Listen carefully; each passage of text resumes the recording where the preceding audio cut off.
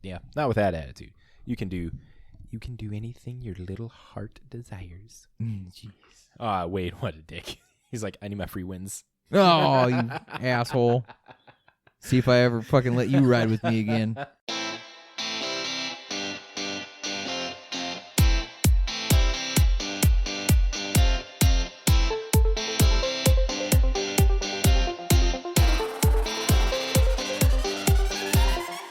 Welcome to This Week in MTG with your hosts, Matt Olson, JB, and Danny Oakstad.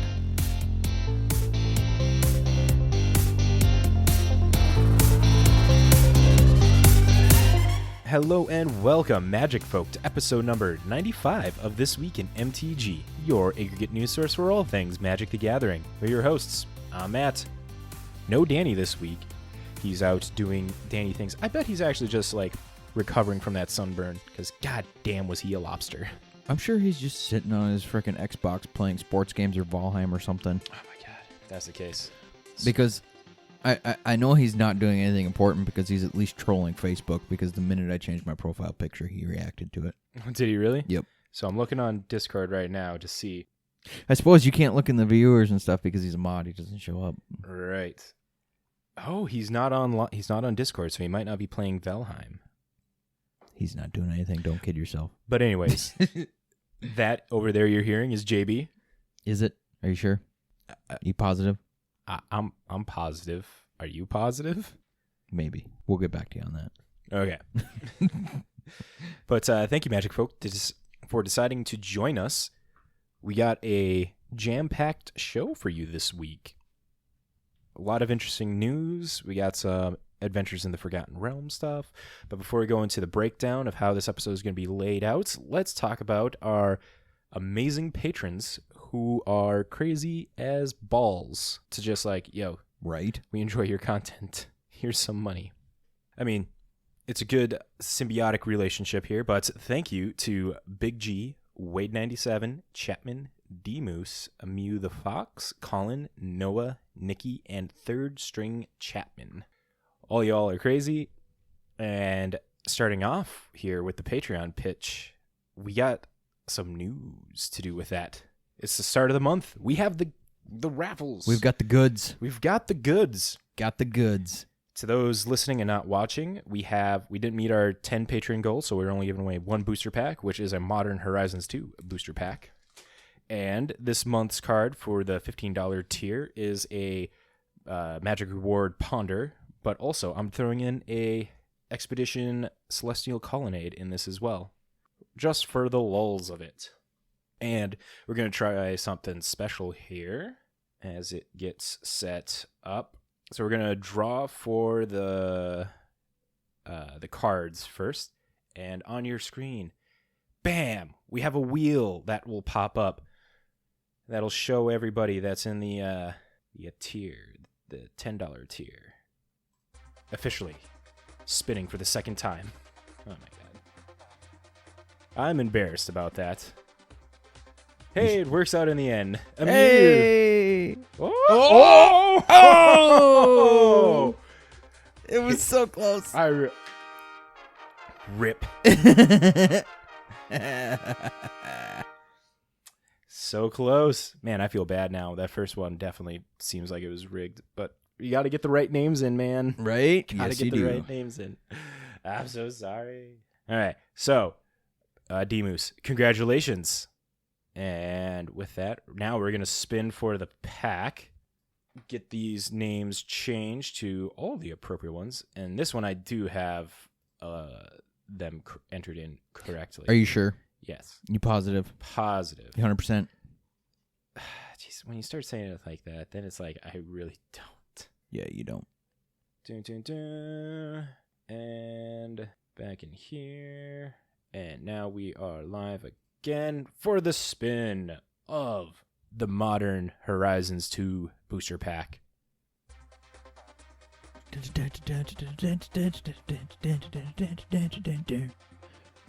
Oh. Oh. There we go. Boom. That thing slowly rolls, man. I thought it was Right? keep It's going. like it fakes you out. Nikki, congratulations. You win the booster pack. If you are not listening in the live stream right now, I will be sending you messages over Patreon, and get your guys' shipping addresses. But damn. So, yeah, a new fancy way to show off this stuff, I guess. Thought that was a cool website. And, yeah, become a Patreon member. We have a $3 and a $10 tier, and you get entered into this random craziness if I get the first round right. Right? But it was right the second time. Are you sure? Yes, all the names were in there appropriately. You sure? Because I wasn't in there. You're not eligible, sir. Damn it. You're not It eligible. was worth a shot. I mean, it could be worth a shot. Next up with our opening area thing here. I don't even know what to say with this. So after the patrons, let us thank J-Dubs Sports Cards and Gaming, who I've been really lazy and haven't got a new improved read on it yet. So, JB, you give us the J-Dubs ad read while Nope. I get up the next thing set up. Nope. Yep. No, that's on you, bud. Nope. Just typical Matt procrastinating. Tell him about J-Dubs. Do I have to? Yes. Do I have to? You do. But I can't just read the thing because you haven't updated it yet. No, you go there enough. You should know Do all the I? good stuff. Are you sure? Yeah, you can wing it. I'm positive. What's so funny? We got Wade in the chat saying, we've been trying to reach you about your randomizer selection method. Oh, God. Hey, man, I thought that wheel was a great way to do it. I'm still waiting for the Raid Shadow Legends. Without... Well, now it's going to be coming. T-minus 5 minutes.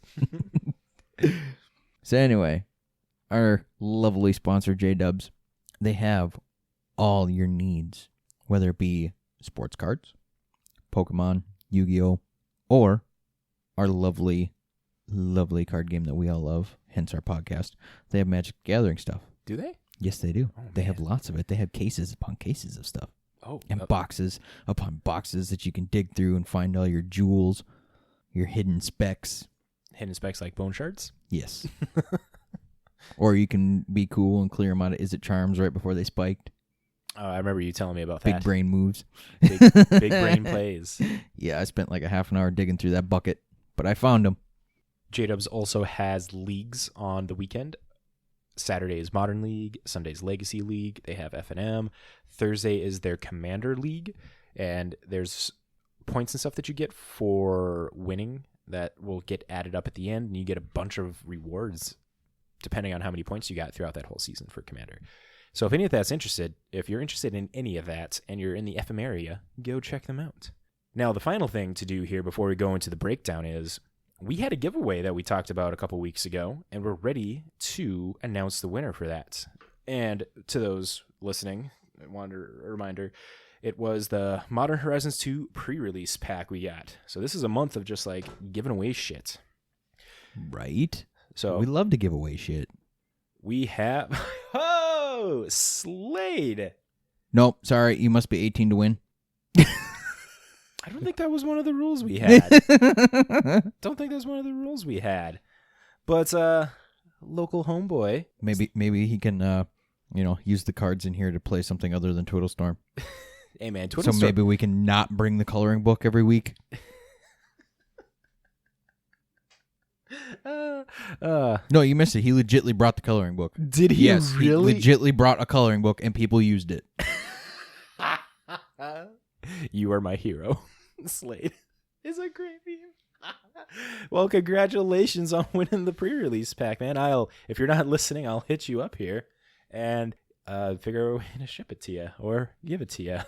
But okay, woo! So much stuff given away. This was fun. We got to work on giving more stuff away. Right? That means, you know what that means? We need more patrons so we can give away more cool stuff. Because the more of you that join up and chip in, the cooler and better and more often we can give away stuff. Just like before when we said, if we make it to 20 patrons, we'll hold a win-a-box tournament. Okay, let's do this. Right? We're dead serious about this. It's called out again. But And don't worry, it'll be either Ixalan or Born of the Gods. 6 son of a bitch. We're not going to be those people. No, I'm just kidding. It won't be that shitty. Let's give you that breakdown. So, we're going to jump over to the Boggle Desk, and we're going to talk about some modern challenges and maybe dip into the Modern League a little bit. JB's going to give us our assault report from the Alexandria event. And then after that, there are no Blogatog this week because we have no Danny, and JB and I decided not to do a Blogatog. You are correct. We'll spend more time talking about other things. But then we're going to jump into the quickies where we have some a list of cards for the Mirror Challenge, Magic Legends news, state of the game, and an award that wasn't claimed yet. After that, we're going to jump into the finance section and close off with Deck of the Week. And then, oh man, that's it. So, JB, let's jump over to the Boggle Desk, and you take us away with the Assault Report. Ah, jeez.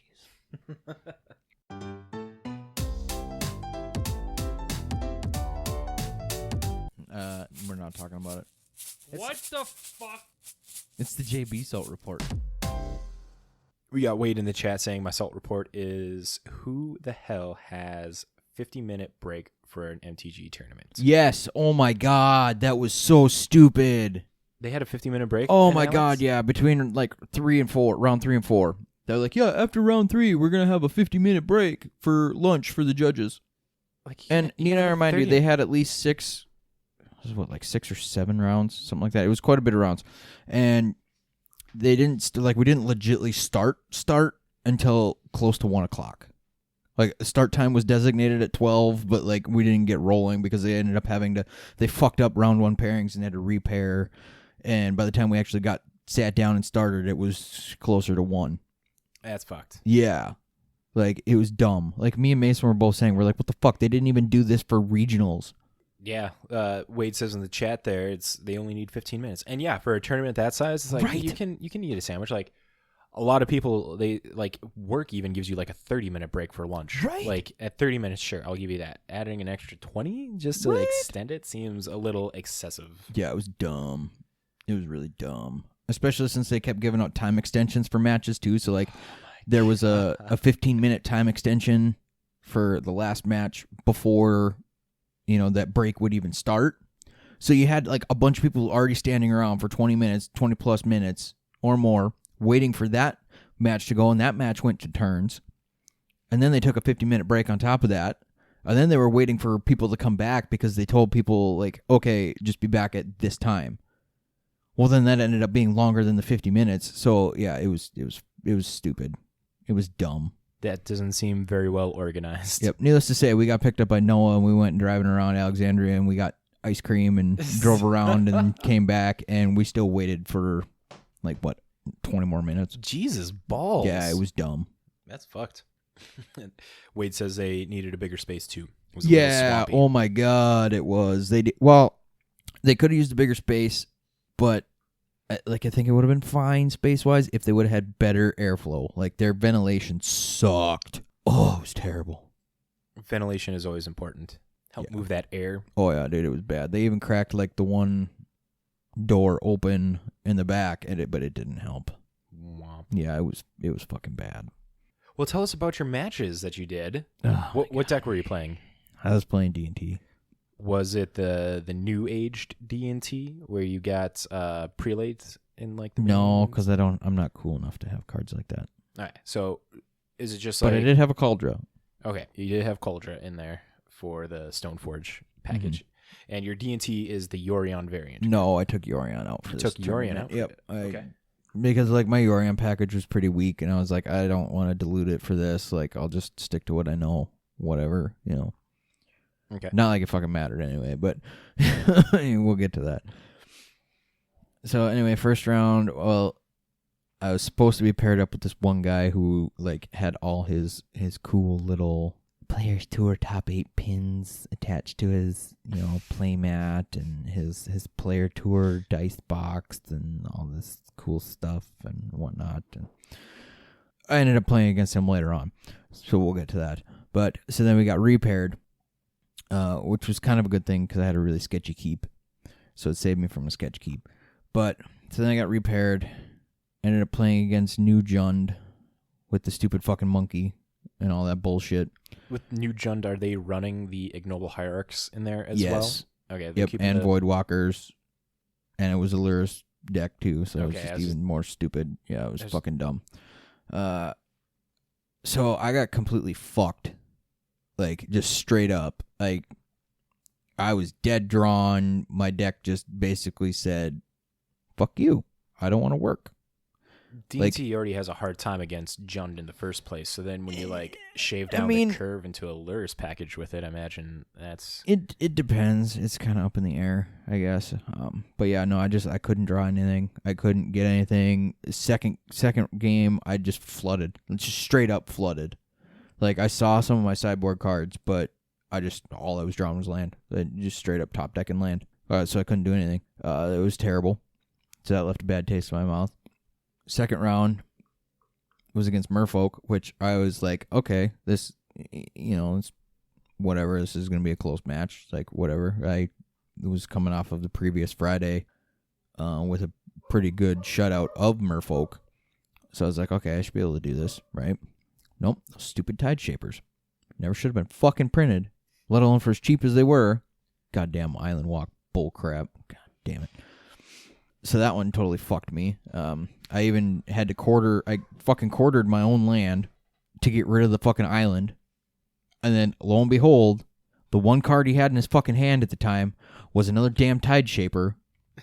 So he fucking kicked that and went, oh, I wish I had Island Walk with my fucking 20 plus Merfolk.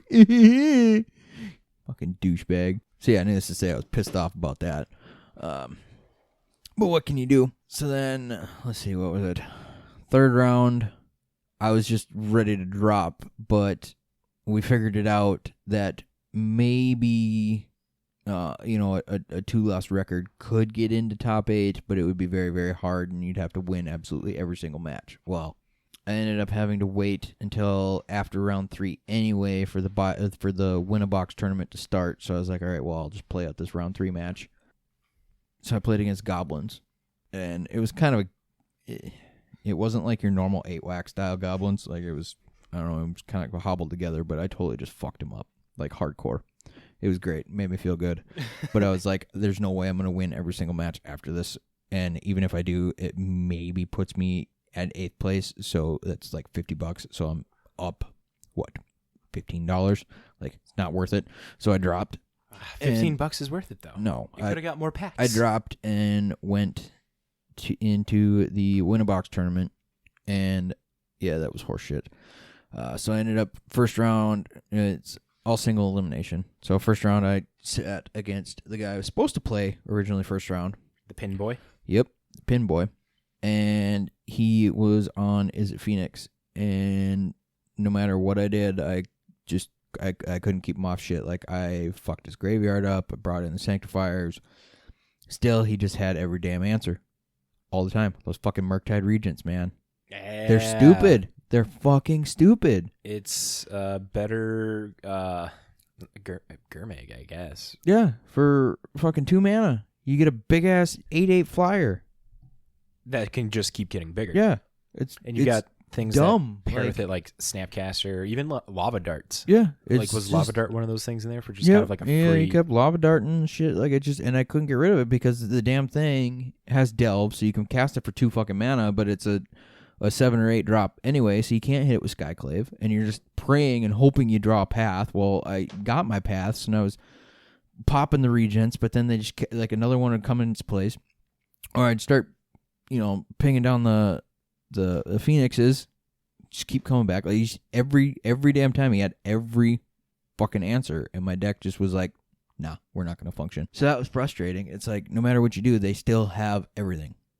All the time.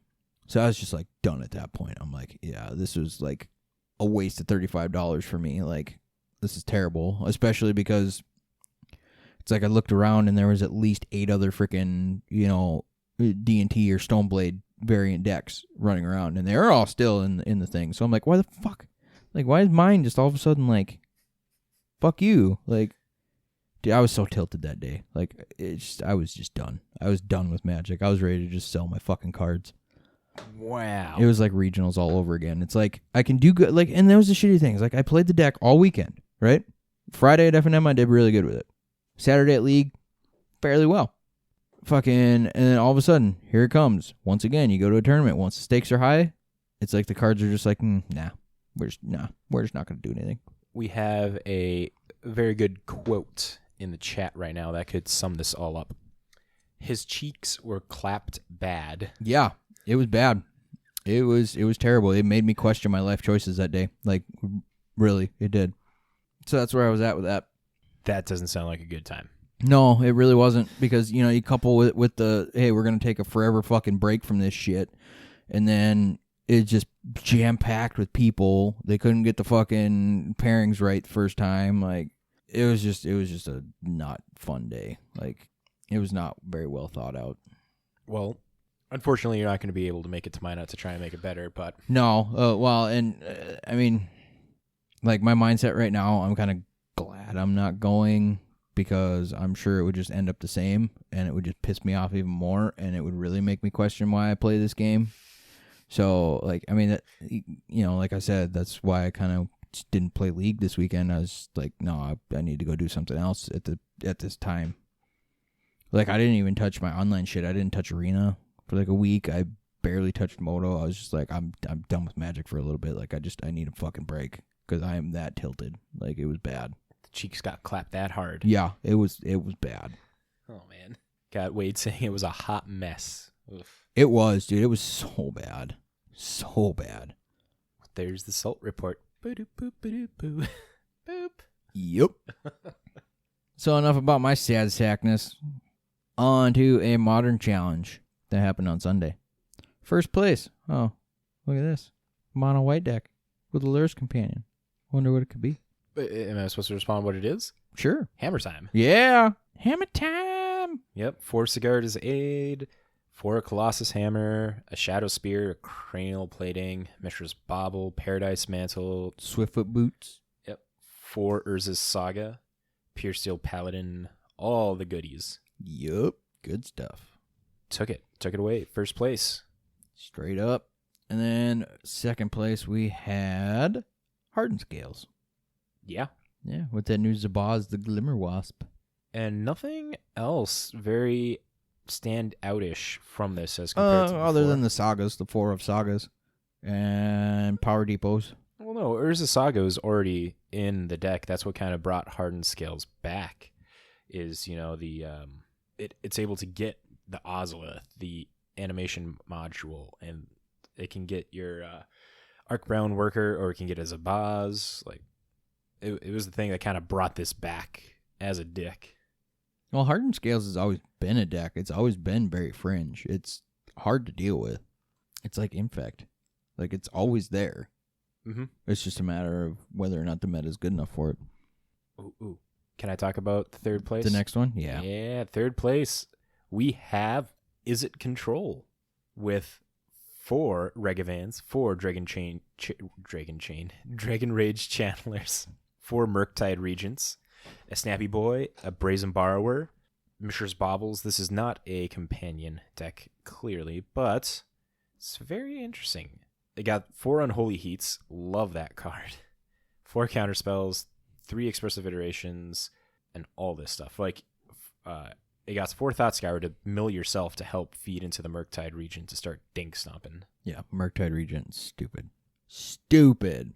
So in fourth place, we have Grixis Death Shadow. Classic. With more monkeys. And Dragon Rage Channelers. Because why not? Oh, this one's running your Unholy Heat there too, bud. Mm-hmm. Dude, Unholy Heat is like, I don't know, like, Lightning Bolt is good, but this is like right underneath this. Like, I would rather have an Unholy Heat over a Lava Axe. Right. So then next up we had 5-color humans. Because why not? That's surprising.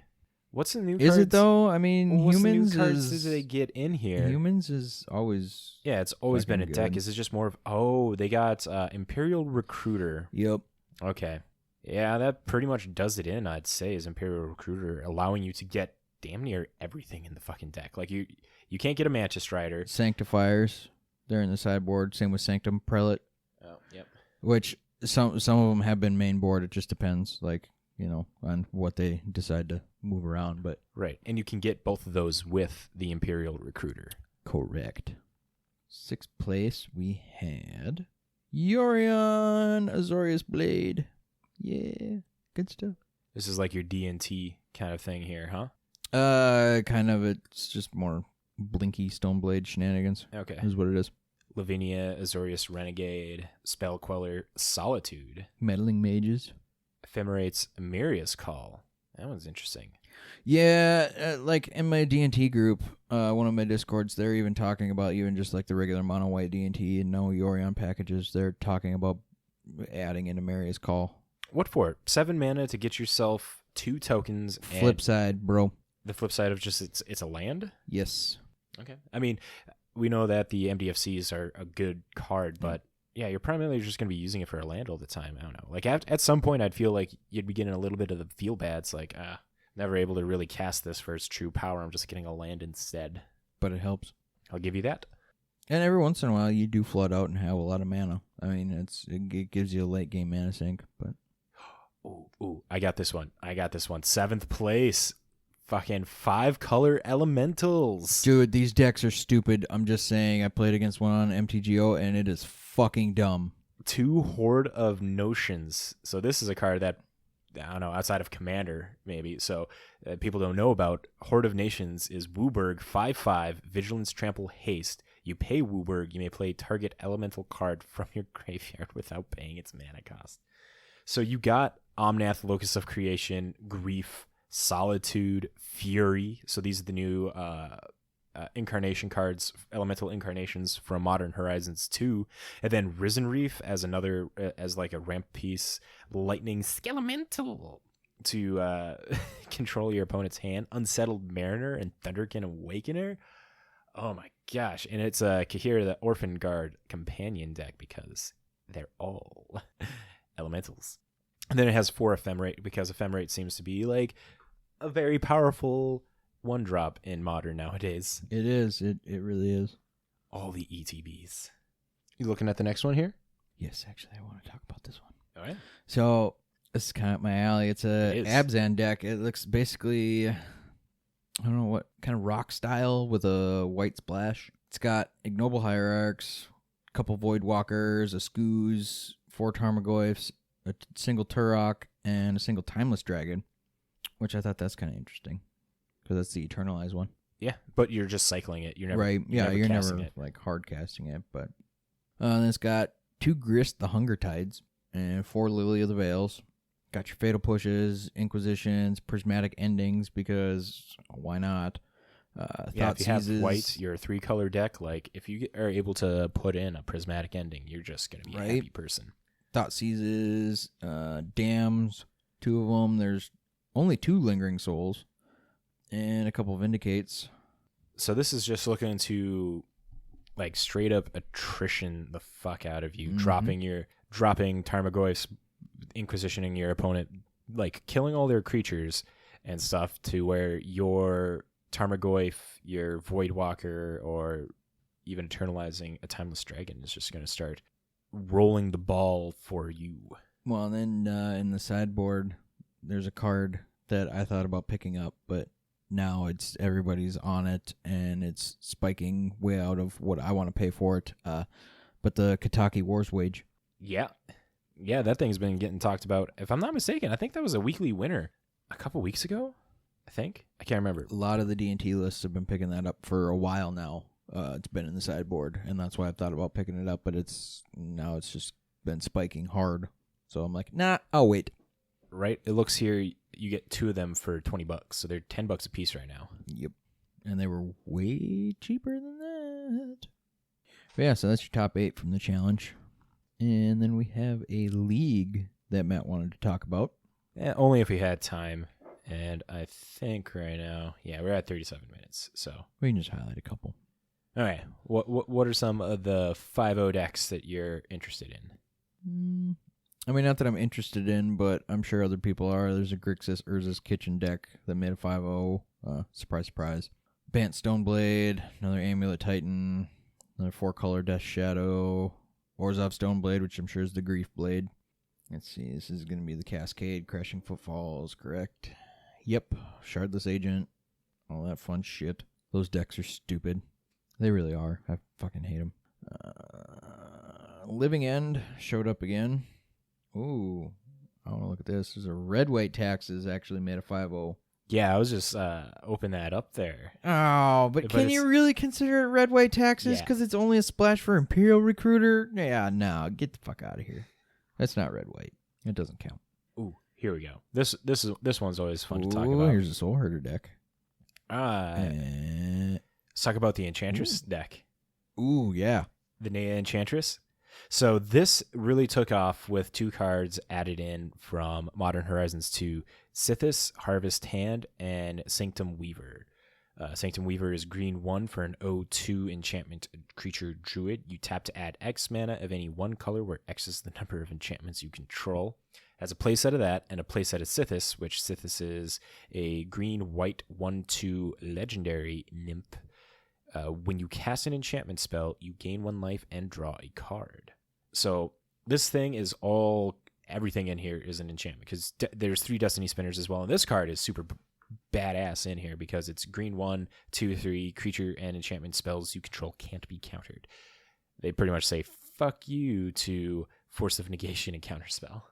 But 4 abundant growth, 1 mana bloom, 4 on thin ice, 4 Utopia Sprawl, 1 greater Oromancy, 4 Sterling Grove, new card added in from Modern Horizons. So other enchantments you control have Shroud, and then you can pay 1, sack it, search your library for an enchantment card, reveal it, put that card on top of your library.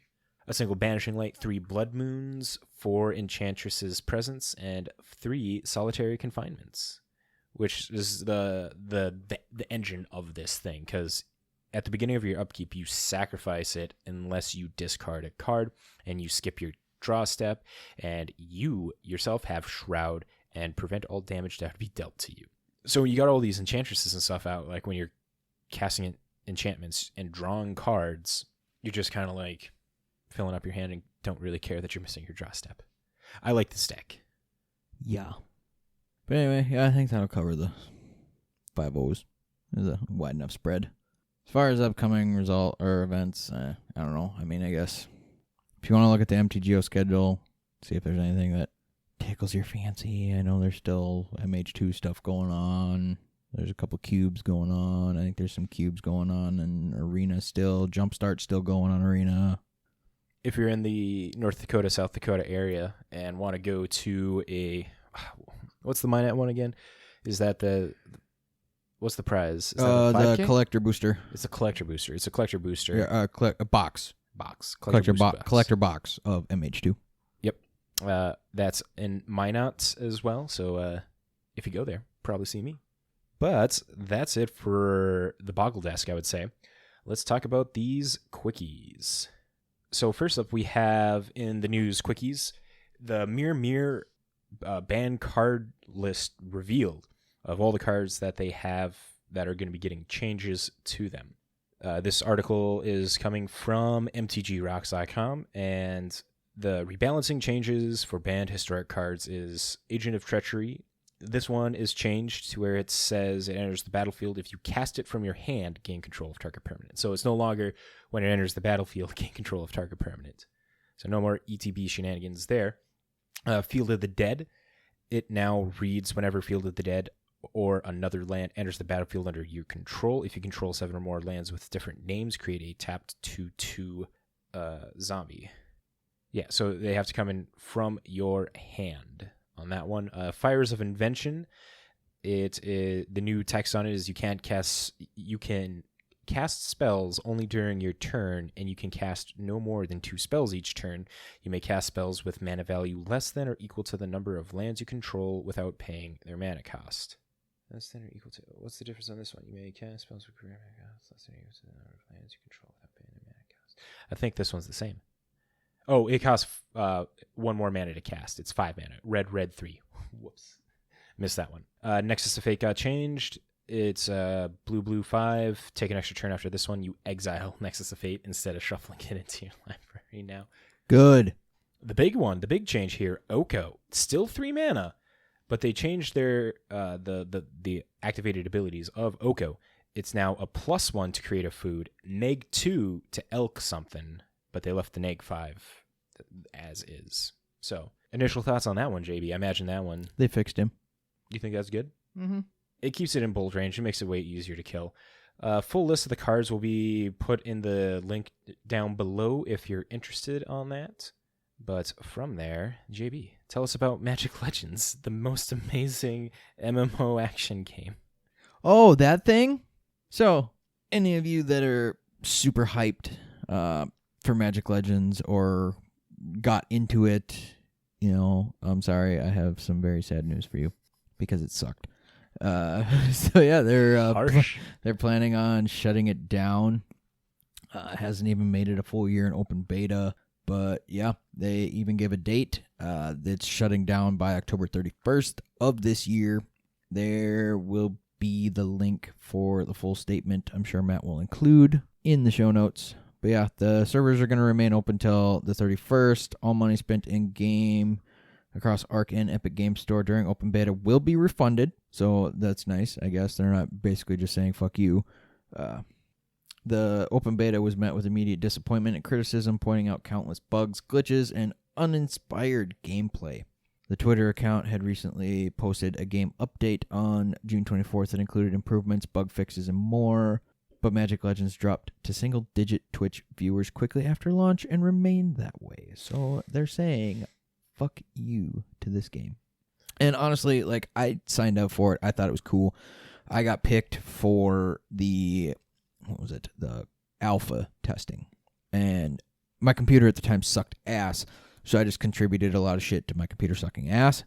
But the little bit I did get to play, I don't know, it just didn't do it for me. It wasn't what I thought it was going to be. It wasn't as exciting as they made it sound to be. It was very clunky. It just didn't seem Magic-esque, at all. That's really unfortunate, because I know when we were talking and looking at it, the game looked good. You can go back and listen to earlier episodes. We're like, this thing looks fucking sweet. I never had a chance to play it because my computer definitely is not up to spec to be able to handle something like that. And yeah, it's kind of sad to know, even if I get a new computer, that I won't be able to play Magic Legends. Well, I mean, I could if I get it done before October 31st, but I don't think I would. Why pick up a game that's going to be dying? Right. Along with that, they also, Magic Legends announced that Zen have been converted to Aether Cost, so it just allows you to, if I'm not mistaken, so store Zen costs have been converted to Aether Cost, Battle Pass level purchasing has been disabled, renamed character costs have additionally been substantially reduced. So, if I'm not mistaken, Zen is like real-life currency and Aether is the in-game currency, so they're just kind of like ways for you to not have to put money into there since it's closing. Next in the news quickies, we have an update for what to expect for the new set Innistrad Midnight Hunt pre-release. This one comes directly from wizardsplaynetwork.com. Innistrad Midnight Hunt kicks off Magic's return of fan-favorite plane of Innistrad starting at pre-release of September 17th. Pre-release pack looks a little different this time around, so here are 5 things you must know to prepare. Pre-release packs now come in 15 to a case. Set boosters are the new pre-release prize support. You're getting extra buy-a-box cards as sale initiatives. Pre-release early sales promotions will vary by region. Stores that reach the WPM Premium in July will get a digital Innistrad preview card. There will be no Commander dueling at pre-release. So pre-release packs now come to 15 per case to accommodate the new set booster prize support. 64% of people surveyed customers said that they would rather have 2 Kaldheim set boosters than 3 Kaldheim draft boosters. So that was the incentive to change from draft boosters to set boosters. Okay, but why wouldn't it be the same number? They're the same price. For what? The set boosters and the draft boosters. They're the same price. So wouldn't you get 3? Your guess is as good as mine on that. I don't know. It was one of those things we're already buying set booster packs boxes cheaper for less cards. There's less packs. Well, yeah, now the price has shifted, but before the first couple, the price I think was $10 or $20 more than the draft boosters, just because of the hype of you can get more rares, you can get all this stuff. But now I think they've finally adjusted that price based on the lesser amount of cards and stuff that you're getting, because I noticed that with this last set that the set boosters were like $10 to $15 cheaper than the drafts. Yep. Which was nice. But yeah, they started out more expensive. You would think that if they're cheaper, they'd put more, or at least definitely make it 3. Like, why Right. 2? Why 2? Right? Especially since they're the same price per pack. Like, why not? But yeah, full article down in the description below. And from there, let's jump into some of the more meatier topics. Should we start off with the state of the game or move to controversy? Controversy is probably shorter, so we'll start with that and then go to the state of the game. Perfect. So MTG players claim Mr. Beast's $50K price hasn't been awarded. This comes from esportstalk.com. Back in April, we talked about Mr. Beast giving away $25,000 prize to 2 people on MTG Arena. This sounded like an incredible idea for a way to potentially make life-altering money by simply playing a card game. This initially took place back on April 23rd, and as we inch closer to July, it appears that nobody has been awarded the money. Some people are worried that it was a scam and that no winner was ever truly supposed to be declared. It's for sure a shady situation, and many are hoping that it's not a scam and those winners were declared, and the prize has and will be doled out. So this article came out, where's the date on this? June 28th.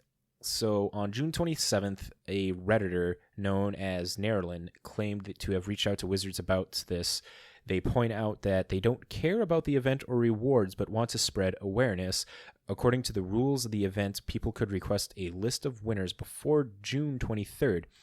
Narlin reportedly put the request in a month before that deadline, but never received an answer, according to Narlin. And then Narlin posted this. Point 14 of this event rules, very bottom of the page, states that individuals can send a request at prizelogic.zendcast, whole link right there, before the 23rd of June in order to get a copy of the winners list. So I did that 1 month before the deadline, but to this day, still no answer. And this day is June 27th. The only thing that's in my mailbox in the email confirming that my ticket was sent and received. Is there a chance that this was a contest that was not supposed to have a true winner? It's possible. If someone managed to beat Mr. Beast in MTG, for example, but they didn't meet the age nationality requirements, they win no prize. Excuse me. The confusing thing is that the rules of the competition didn't specify that you have to even play against Mr. Beast. And then they put in here the promotion, specifically how to enter the promotion. During the promotion period, an eligible entrant may log into their Magic the Gathering Arena account and follow the links and instructions to log into the Friday Night Magic event. All entrants must have a valid account with a verified email address. Accounts can be created over at accounts.wizards.com or in the Arena client. Entrants may not enter using guest accounts. Upon entering the event, eligible entrants will be randomly paired with another entrant to play the game. All entrants must play the full game to completion to be eligible to win a prize. Concede games do not constitute a full win. And then that's the end of that. It goes on to read, that is perhaps what makes this the most confusing. According to the official rules, you didn't even have to play against Mr. Beast in MTG to have a chance to win the prize. Perhaps the misword of the official rules, though. That's also likely. We aren't accusing Wizards of the Coast of scamming anyone, but the situation certainly is suspicious. It is likely that the winner simply did not wish to be made known. And they will we will get back to you as this story develops. That's kind of interesting, man. That nothing has been dished out for the winner. Right? Makes you wonder if it was just a publicity stunt for Arena. I mean, I wouldn't put it past them for that. It would make sense. Right. But yeah, there's that exciting news. But next in the news, I guess that was kind of a quickie. The state of the game. We have a bunch of news in the state of a game here. Always. Okay, so first up, they talk about the new dungeon cards. So, venturing into dungeons is a classic part of many D&D campaigns, and Adventures in the Forgotten Realms is bringing that to Magic as well. This set introduces dungeons as a new card type to Magic. These cards don't go into your deck or sideboard. Instead, they start outside the game and come into play when a card tells you to venture into the dungeon.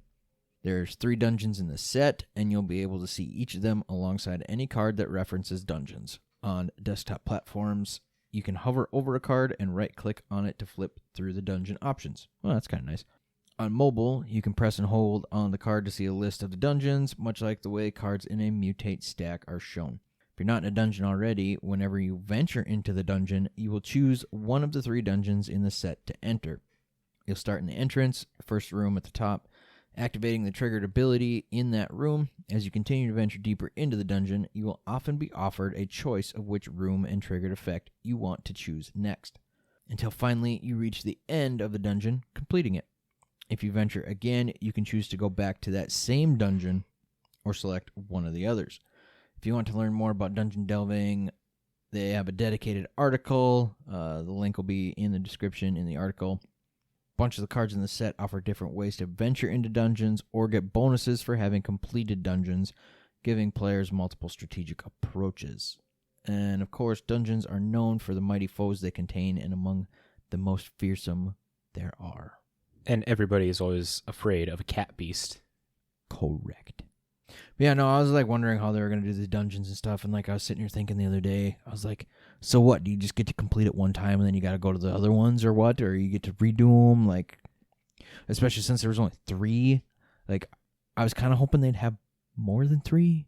But I think they're keeping it to 3 so that way they could have focused on... Right, I suppose to keep it simple, stupid, you know. Mm-hmm.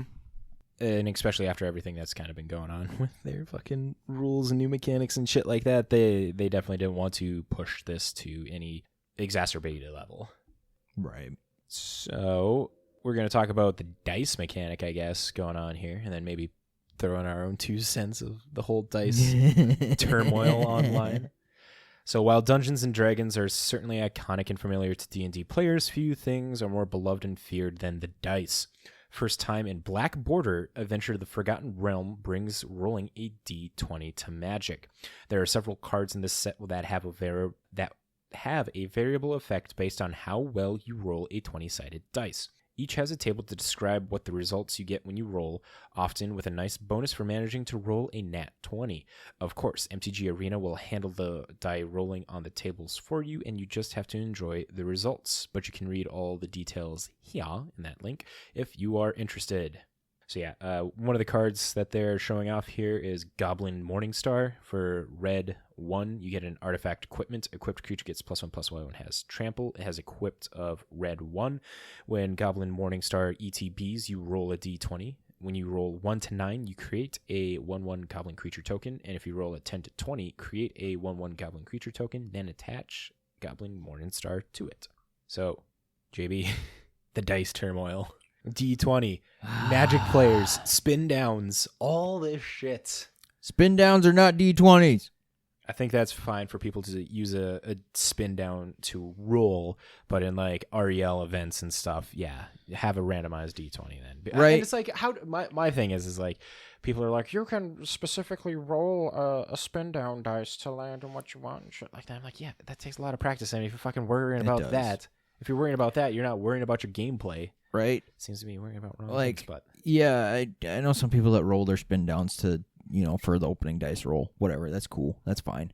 You know, because that's all you're doing is just trying to get a high number to get a fucking whatever. It's whoop-de-doo. You know, you could load dice. You could load any dice for that. You could load freaking D6s. You know, exactly. I mean, like it is what it is.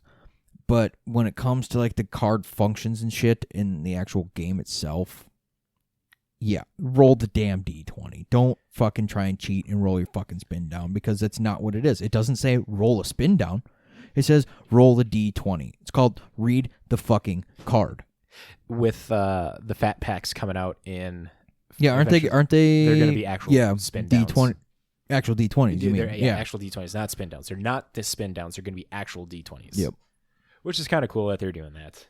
But I mean, if you're a Magic player, you already have spin down dice. Oh god, yeah, you're already gonna have D20s. like giant bags full of fucking spin downs. I mean, yeah, I don't know. You'll have so many that you won't even know what to do with. I know I'm perfectly fine if a person is like, mind if I roll a spin down instead? It's like, yeah, man, go ahead. I don't fucking care.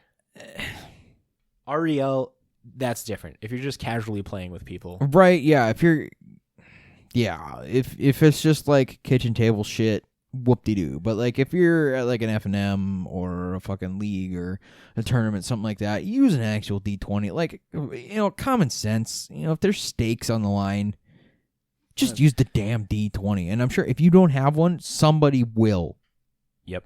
I'll give you that as well. Want to talk about Discovery? Or you get ready for the next thing. I'll read on Discovery. Where is that? Hold on. It's right under the dice. Did I scroll too far? I did. I did scroll too far. I was like, where is it? Yeah. Okay. You go for Discovery. I'll get the next thing. Okay. So, playing D&D is all about storytelling and adventures in the Forgotten Realms. Brings a few new tweaks to help the cards tell stories as well. Have you seen some commercial for this?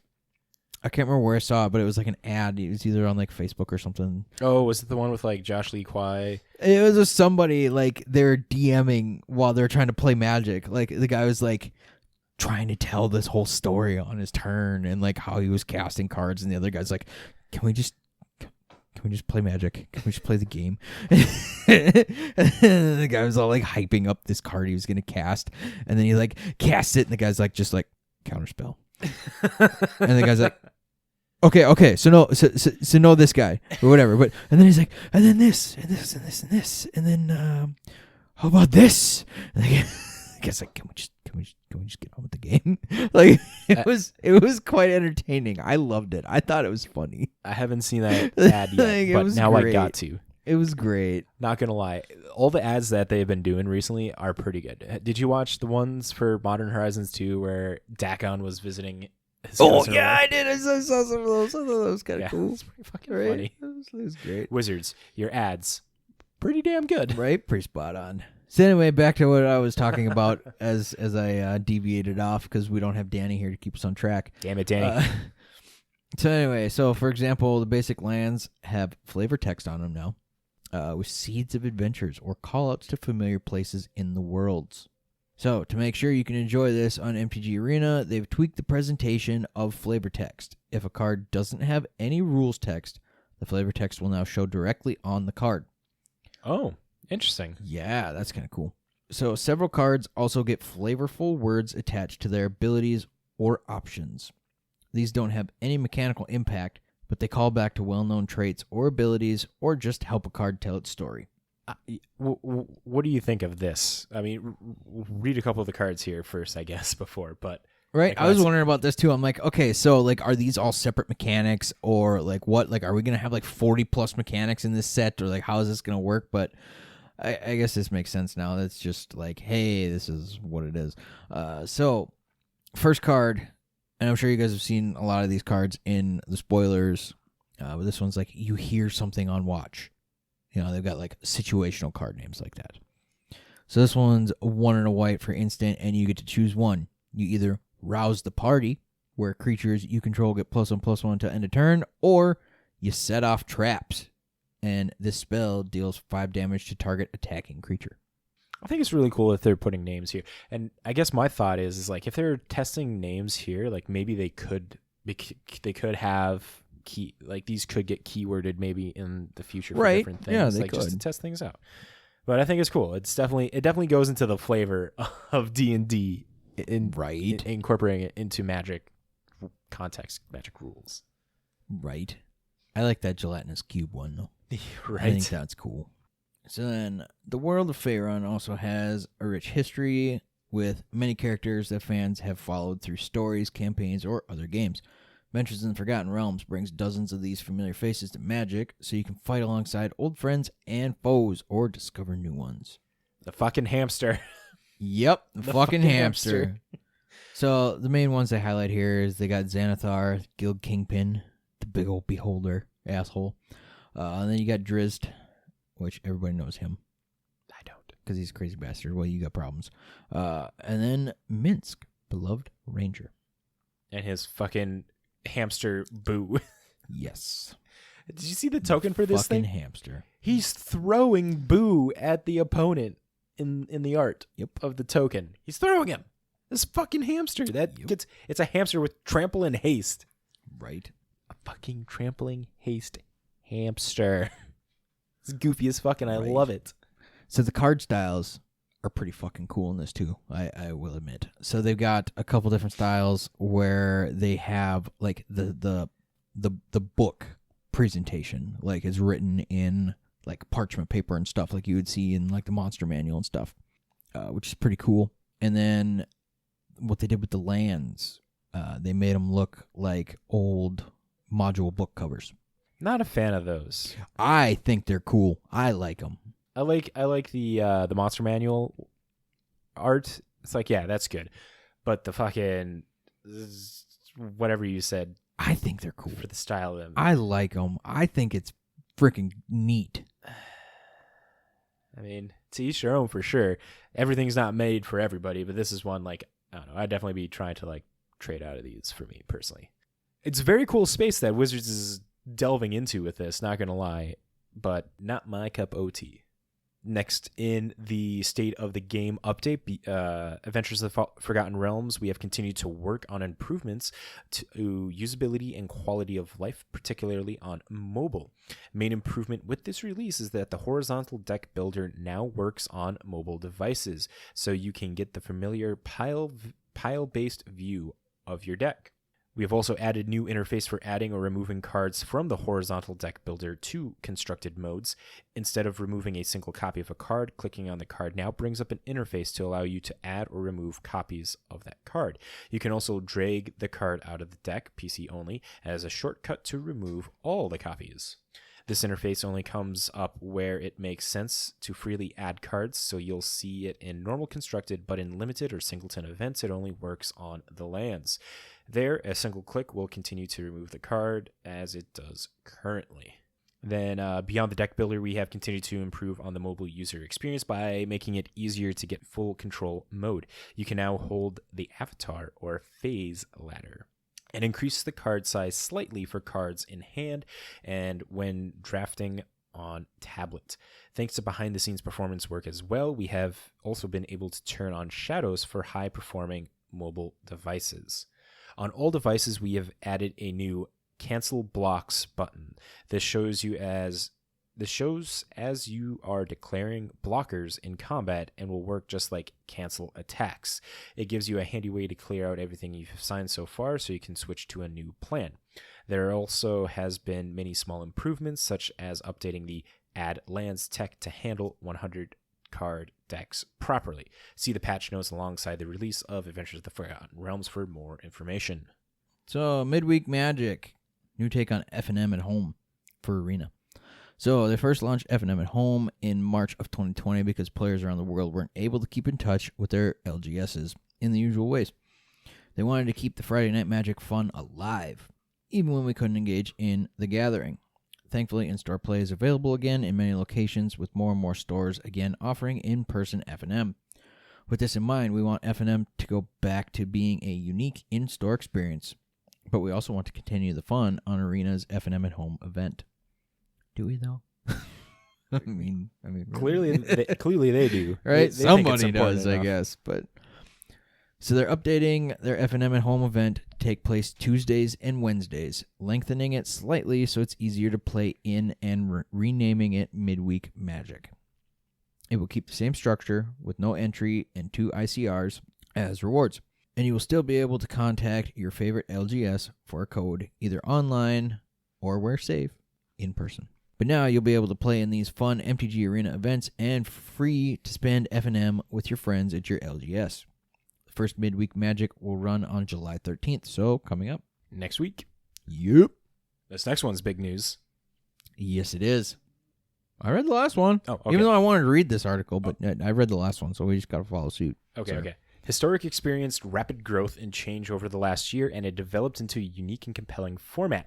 We are excited to have Historic feel distinct, and we want to continue to build on that. Unfortunately, our schedule doesn't have room to focus on growing that unique identity for Historic and fully supporting Pioneer. Some steps towards Pioneer will come as part of the Historic's growth, but we have paused work towards the Pioneer Masters set for the time being. We do not anticipate a Pioneer Masters release in the next year. We have a solid plan for those sets, but for now, we will be focusing on expanding Historic in other ways. I still do believe that Historic and Pioneer are going to collide into one. Like right now, it's no longer going to be Historic becoming Pioneer. Pioneer is just going to become Historic. Right. I just got it backwards in my tin hat theory. Right, because Pioneer sucks and it's dead. And yeah, I mean, and people talking about Historic more because you got all these stupid ass cards that people want to play in Modern and other formats, primarily Modern, like Brainstorm, Faithless Looting, and fucking Time Warp. Like, come on. Right? All this stupid shit. So fucking stupid. Ooh, and a little note with Time Warp. Stick for Deck of the Week. That one's going to be fun. Will it though? Will it really? Okay, so anyway, we got rotation preparation because the dreaded event is on the horizon. We got Wade in the chat saying, big fan of next year's Standard, to be honest. Yeah, it should be interesting, to say the least. So, Adventures in the Forgotten Realms also marks the last set before Standard rotation this September. When Innistrad Midnight Hunt arrives on Arena this September, the 4 oldest sets will leave Standard, making way for a whole new feel for the format. Throne of Eldraine, Theros Beyond Death, Ikoria Lair Behemoth, and Core Set 2021 will move to being legal only in Historic. This will leave Zendikar Rising, Kaldheim, Strixhaven School of Mages, Dungeons & Dragons Adventures in the Forgotten Realms, and Innistrad Midnight Hunt as the standard legal sets. As usual, around rotation, Arena will be making several tweaks to help ease the transition for players. With the upcoming release, they'll be swapping out the dual color decks earned from the Color Challenge so they stay legal after rotation. Players who have already completed the Color Challenge will receive these decks next month, along with any cards they need to be able to play them. We're also starting Standard 2022 Play and Standard 2022 Ranked Best of 1 queues, where the older Standard sets are already out and only Zendikar Rising Forward is legal. These modes give you a great chance to get a preview of what the post-rotation Standard might look like, or just try out an alternative Standard take on Standard. These will be both start with the Adventures in the Forgotten Realms release and run until Standard rotation in September. So that's kind of cool that you get to try it out. I like that. I agree. There's a lot more to share about rotation, and you'll see additional information both in-game and later in July as we share more about what's coming next for Arena. Hopefully shutting it down completely. But that's just me. Arena's not going anywhere. I know it's not, but one can hope. I mean, hey, we thought that about Legends. Do we think Legends wasn't going anywhere? I don't know. I think we were all on the page like, this is cool that Wizards is trying to do something like this, but it's sad that, they utterly failed. Though, would you rather them put more effort into Legends, or would you rather them put more effort into the new D&D game that just came out? I mean, yeah. It's not Magic, but I don't think Magic's ever going to get like its own video game kind of thing, aside from... Speaking of the new D&D game that came out, it's on Game Pass, sir. I just downloaded it. Is it? Mm-hmm. Oof. Yep. It's dangerous. Yep. You got to tell me how it goes. Right? I will. I'll try it out. Well, that is it for the news. And let's jump over to the finance section. As always, for the finance section, we use the amazing site mtgstocks.com. They have a weekly article that gets posted every Friday called The Weekly Winners. In the article, they talk about 3 to 5 cards that are trending up in price. And then at the end, they include cheap pickup segments where they talk about 3 to 5 cards moving down in price. We record these episodes on Monday, so prices may have changed when the article came out. And if they do, we will let you know. So let's start off with reading about Shinka, the Blood-Soaked Keep.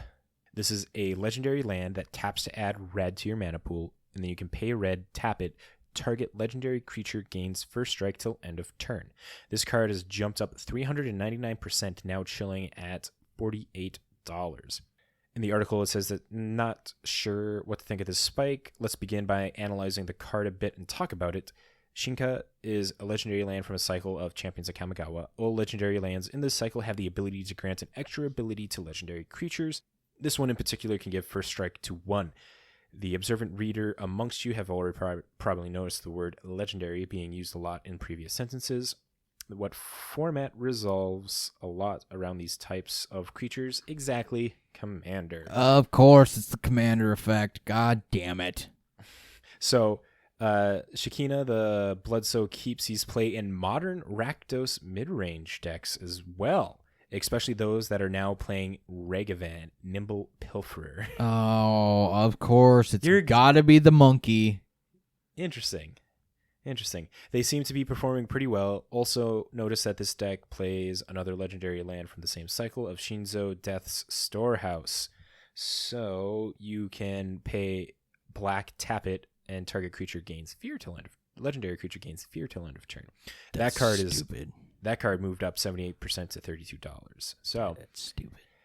there is a list of a Rakdos Regavan deck here with Turok, Kroxa, Dragon Rage Chandler, Daruthi, Voidwalker, Unholy Heat, Kolkin's Command Line. Like, this is the deck that I want to see. Holy crap, actually.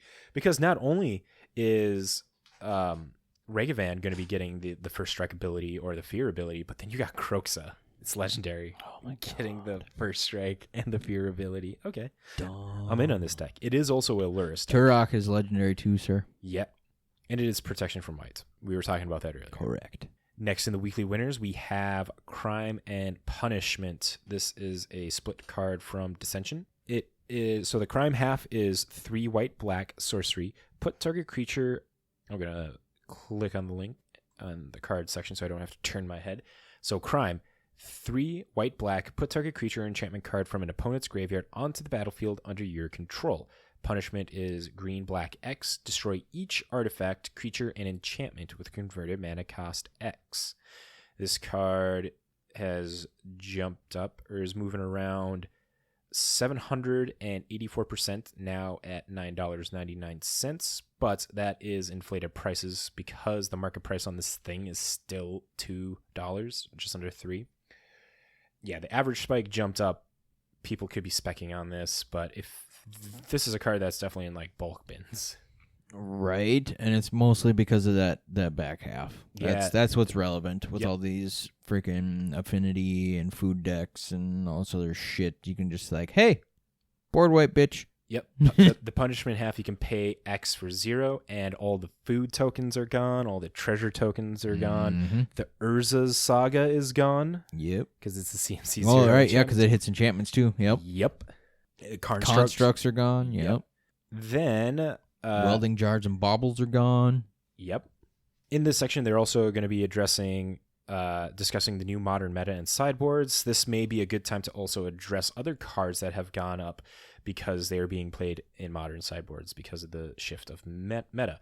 JB mentioned this earlier, but Kitaki, War's Wage, has moved up. It is around. It's had several printings. You had a modern printing. Wasn't it like a bunch of event decks and stuff too, or something? Yeah, like that? that's what I think these ones are. So we're gonna click on this link to specifically see where it's printed. Right. Modern event deck, modern masters, and the original Saviors of Kamigawa. Market price of Kitaki War's Wage is $460. Average price is $19, and the foil price is $41. So Kitaki is a legendary creature spirit, 2/1 for white and a 1. All artifacts have at the beginning of your upkeep, sack this artifact unless you pay 1. So it makes all foods, all treasures, the Underworld Cookbook cost mana to keep. So that's moving up in price along with Shattering Spree. Shattering Spree is a single red with Replicate. And when you cast a spell, copy it for each time you pay its replicate cost. You may choose new targets for the copies, and you destroy target artifact. It's been printed a couple times. It was a mystery booster printing, and originally from Guild Pack, but also has a printing in Guilds of Ravnica Guild Kits. One of those, the Izzet deck that came with the pins. Do you remember those? Yeah, because I bought the Orzhov one. Okay. And that was what I made the shell of my first modern deck with. Yep, there you go. So that's moving up in there, and that card is around $10. Jesus Christ. Next in the weekly winners, we have Parallel Evolution. This card is from Torment. It is green 3 sorcery. For each creature token on the battlefield, its controller puts a token that's a copy of that creature onto the battlefield, and it has flashback for green 4. This card has moving up in price due to Chatterfang decks For each creature token in play, it's controlled. Okay, so yeah, you're making a bunch of squirrel tokens with Chatterfang. You cast this and make even more tokens. Yup. Parallel Evolution jumped up 178% to $26.09. The foil of this thing, since it's been printed only in Torment, but it also has a list printing. The list printing is cheaper, but the foil is $50. You can still find them online for around $11. Very interesting card here. But doubling up your tokens for 5 mana doesn't seem too bad in any kind of green list. Next in the weekly winners, we have 2 land cards that are moving up due to the Urza's Kitchen decks. Blackcleave Cliffs and Darkslick Shores. Having the fast land, these are lands that enter the battlefield tapped unless you control 2 or fewer lands. Darkslick Shores gives you black-red, and Blackcleave Cliffs gives you black. Or Darkslick Shores gives you black-blue. Blackcleave Cliffs give you black-red. So yeah, they have a Zendikar Rising Expedition as well, but these ones that we're talking about is the Scars of Mirrodin printing specifically that are moving up to about $30, $50, $40. And yeah, because they're getting played in the Urza's Kitchen decks. Now, JB, give us them cheap pickups here. Okay, so first up, we have the Commander 21 print of Hellkite Tyrant sitting at $7. And it's slowly trending down. And let me tell you what, dude, the fucking precon that has this in it is stupid as fuck. Like stupid good or just dude, stupid? Yeah, it's just, it's fucking dumb. It's the red-white one, right? I believe so, yeah. Right. It was dumb. Like we were all playing the precons right when they came out, and I can't remember if it was the one that this was in originally or if it was the Simic one that stole it, but somebody made like multiple copies of fucking Hellkite Tyrant, and it was stupid as fuck. It was stupid as shit. It's a powerful card. It was dumb. It was so dumb. But next up, we have Muxus Goblin Grandee out of Jumpstart, sitting at $14.49 and slowly trending down. And you want to know why it's trending down? Because Jumpstart is making its waves again. Yeah. Getting printed and sent out. Yeah, to everybody that was like, Jumpstarts is going to be expensive forever. Wizards said that they're going to make this a print-to-demand set. Yep. And they are holding up their word to that. Mm-hmm. Jumpstart's a fun format. Right. I've only played it on Arena. I haven't played it in person yet. But now, more right? boxes Yeah, coming I haven't played it in person yet either. It's only been on Arena, but let's get a box and then we'll. Dude, yeah, we'll get Let's it. We'll get some of those sleeves specifically for that, the little packs, and seal them all up and make it like, you know, those like they're like thingamajigs. I think is what the name of the brand. The brand name is. It's like reusable packs. Oh, you mean? Oh, that's what you mean. Okay, yeah, the reusable, because people use them for cubes. Yep. Yeah. Okay. Now that's. At first I was like sleeves. I was like, what? Yeah, that's my bad for. You threw me for a loop with the sleeves, but yeah. So then we have. Next up is True Name Nemesis, the retro Time Spiral printing out of Time Spiral Remastered, sitting at $6.65, and that is trending down as well. Legacy Merfolk players, you can start buying in pretty cheap. Oh yeah, and you can get the cool blinged out version.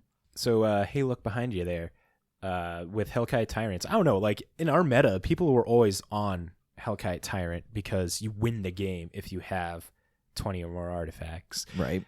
And I don't know. I guess I can't speak for everybody's area and stuff, but we have one player that's like, anything with a win con on it, I'm going to be putting into a deck. Right. And then they make a deck like just built specifically around that. Like it's just, and they've got like a deck for every stupid card with a stupid win con on it. I'm with you there. Hey, look behind you. Hellkite Tyrant, beast of a card. Yes, it is. It's a solid body. It's a flying trample. And right. Just like, even if you're not winning the game, taking people's artifacts is really good because taking in Alhemrit's archive or taking mana rocks. Mana rocks especially gets someone's because it's artifact creatures. You can nug someone's worm coil. Oh god. Someone's worm coil. Thopters. Not just Thopters, but you can get what's a big scary artifact creature in Commander that I'm just like drawing a blank on. No, anything that's an artifact creature. Right? Yeah. Steals the Traxos. Yeah. All right, so then last one, because they gave us 4, they were ever so generous. The Time Spiral Remastered print of Sliver Legion is $28 and slowly trending down. Take note, Sliver players. Yup. If you're interested in picking any of those cards up at a cheaper price, go check out the amazing website TCG Sniper. When you go over there, sign up, make an account. If you mention, it's a free account to make already, but if you mention that the guys over at This Week in MTG sent you, you will get 3 months free of their Plus program. So TCG Sniper is a site where you enter in cards into their site and set desired notification times when a card meets those, and like if it moves up in price. If you want Sliver Legion at like $20, you enter it in, set the desired price $20. As soon as someone on TCG Player is selling it for $20, you get sent a notification. You click the link, you buy the card, and you become a happy Magic player. Go check them out. Highly recommend them. Highly recommend it. And also on top of that, they're crossing milestones and they're excited to do much more. So jumping in right now seems like a good time to ride the wave with them. But JB, you ready for this next part here? What's the next part? Deck of the week. Whoop, whoop. I will let you and your degenerate blue playerness take lead on this. Perfect. So this deck comes from us from Spectre Forge on Moxfield. It is Demilich. Is that how you pronounce that guy's name? Demilich? Yeah, Demilich. Demilich? Yeah. So Demilich is a new card from Adventures in the Forgotten Realms.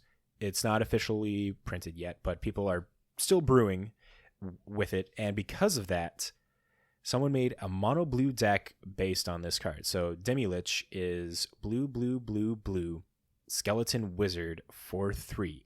This spell costs blue less to cast for each instant and sorcery spells you've cast this turn. When Demilich attacks, exile up to one target instant or sorcery card from your graveyard, copy it, you may cast the copy. You may cast Demilich from your graveyard by exiling 4 instant and or sorcery cards from your graveyard in addition to paying its other costs. This is an interesting card. It does a lot. It gets cheaper for the more instances of sorceries that you cast, and when it attacks, you get a copy an instant or sorcery in your graveyard and cast it. You got to pay the casting of it, though. It doesn't say cast it without paying its mana cost. You got to cast it. So the primary idea of this is to get, it has bouncing effects, boomerang, blue, return target permanent to its owner hand, twin cast, and then twin cast, blue, copy target instant or sorcery spell. You may choose new targets for the copy. Time warp, blue 3, sorcery, target player takes an extra turn after this one. Temporal mastery, blue 5, sorcery, take an extra turn after this one. Exile temporal mastery, has miracle of blue 1, so if you draw it, you can cast it for its miracle cost.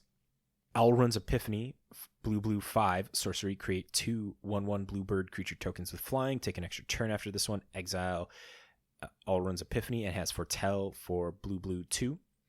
And Eye of Nowhere, blue, return target permanent to its owner's hand, and a single serum, or not a single, 4 of Serum Visions, blue, draw a card, scry 2.